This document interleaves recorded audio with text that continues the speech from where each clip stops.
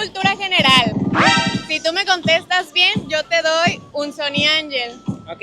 ¿Sí? Va. Va. Qué vergüenza si no. ¿Quién fue nombrado Benemérito de las Américas? Facilito. Otra pregunta que sea un poco más inteligente. Benito Juárez. Benito Juárez. Excelente, sí. Escoge uno. Ya. Muchísimas gracias, doy clases los jueves. Sí, ya, es todo.